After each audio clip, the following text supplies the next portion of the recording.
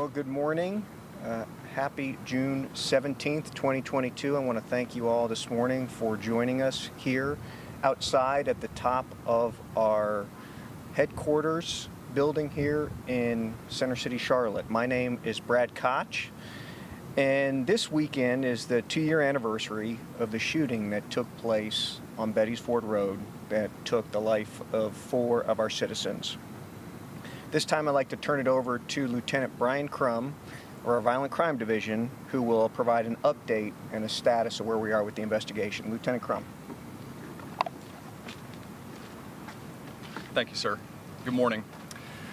On June 22nd of 2020, our community members were gathered in the street in a Juneteenth celebration on Beatties Ford Road. During this time, several individuals within the crowd opened fire, killing 4 of our neighbors, wounding 5 more, and impacting countless lives of both their family and other folks in the neighborhood. Over the last 2 years, CMPD detectives and our federal partners have worked relentlessly to try to find the individuals responsible and to hold them accountable. Many of our neighbors have come forth with information over these past 2 years and shared with us what they knew and what they saw, but we still need their help. Today we have an update on that area that we'd like to share with you. Our partners with the Federal Bureau of Investigation have contributed an additional $30,000 towards the reward money in this case. That's to assist with information leading to an arrest. This brings our total amount of reward available for information leading to an arrest for an award up to $47,300. That's a significant amount of money in order to do the right thing. Anyone with information in this case is encouraged to call Crime Stoppers at 704-334-1600 or the Charlotte FBI Field Office at 704-672-6100. We really ask that anyone that has any information, regardless of how small they think it may be or insignificant, to give us a call. As we continue to put this together, our cases are built on very small details, and it's important that we speak to everyone that has any information that may be of help to us. I'll take any questions you guys have right now. One thing that I've heard from some of the families that I've interviewed is the kind of disappointment from the communication from CMPD, feeling like they're not being kept in the loop on the status, not even knowing that there's a press conference today about the update of the anniversary. What is your message to those families that feel significantly out of the loop with the status of this case? Well, I'll apologize that they feel that way. We do our best to keep our families updated in the loop. As you can imagine, sometimes it's difficult when we have multiple families. They all want to be contacted on different schedules. Some families want to hear from us routinely, and we speak to them frequently. Some don't want to hear from us at all until we have a significant piece of information. And sometimes, if we come up short in their expectation, we need to do better, and we'll work on that. So we've reached out to everyone recently because of the anniversary coming up, and we'll continue to do that going forward. What is it about this case? What is it about this case? There's so many people that were at this event. So what is it about this case that makes it so difficult to solve? I think it's a couple of things. Number one, there are so many people and there's so many moving parts, is that it takes a lot of information to really understand the total picture. I think it's also difficult because sometimes when people have information that they, in a case, if we have one witness, a suspect, and that's it, there's a lot of pressure on that one individual to do the right thing because they know no one else knows what they know.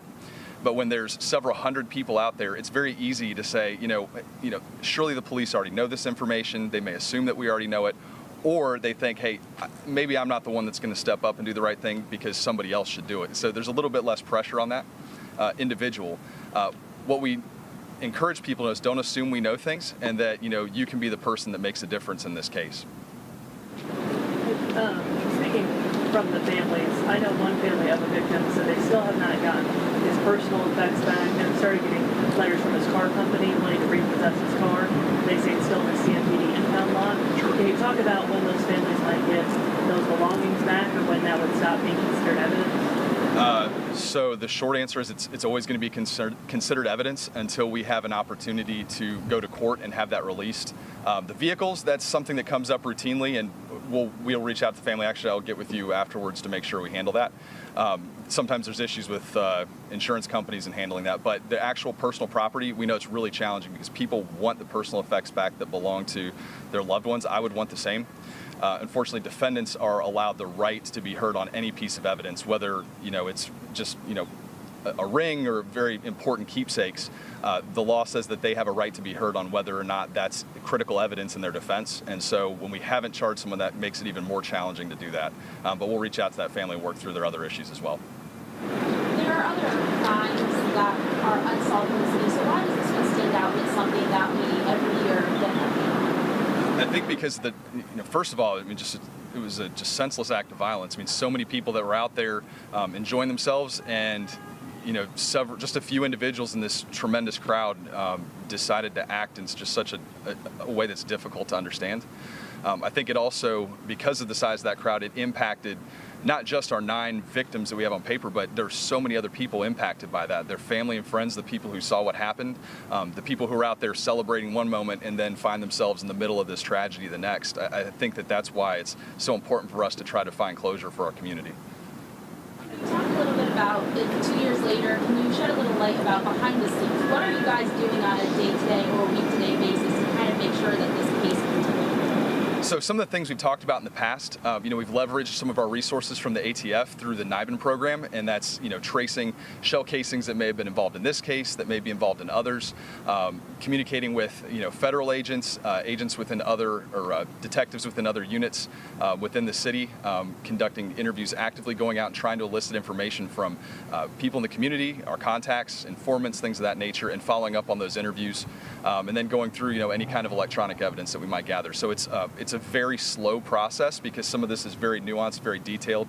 We often use the example that we have a puzzle to put together, and some of those puzzles are a 25-piece puzzle. It's very easy to see the picture and to very quickly get to where you need. I mean, this is a 10,000-piece puzzle or more. This is a very large case spanning, you guys saw, an entire city block, and there's a lot of different perspectives and pieces of information that we have to put together to get the overall picture. And it slowly comes together over time, but we still obviously don't have that one piece or those couple of pieces that we need to successfully resolve this case. Would you say do y'all have any major leads or have made any even periphery and associated arrests with this case? Without getting too far into the details, I can say we have made progress. We're starting to see a picture of what happened. I say starting to. Over these past 2 years, that picture's come together.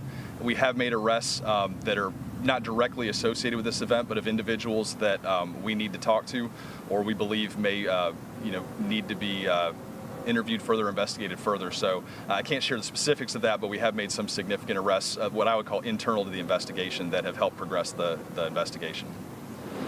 This case isn't solved. What's next? What's the next step? We're not going to stop. I think that this is part of it. The FBI, the ATF, 2 great partners that are contributing towards the reward money in this case. That's very helpful to us to try to generate more information. But we're going to keep doing things to, kind of shake the bushes, so to speak, and hopefully encourage our community members to step up and do the right thing. I know it's really difficult to come forward and to say, hey, I'm going to be the one that tells about what I know. Hopefully the reward money helps, but we're not going to stop. We're going to follow up on every possible lead we have and continue to work to generate more until we can resolve this case.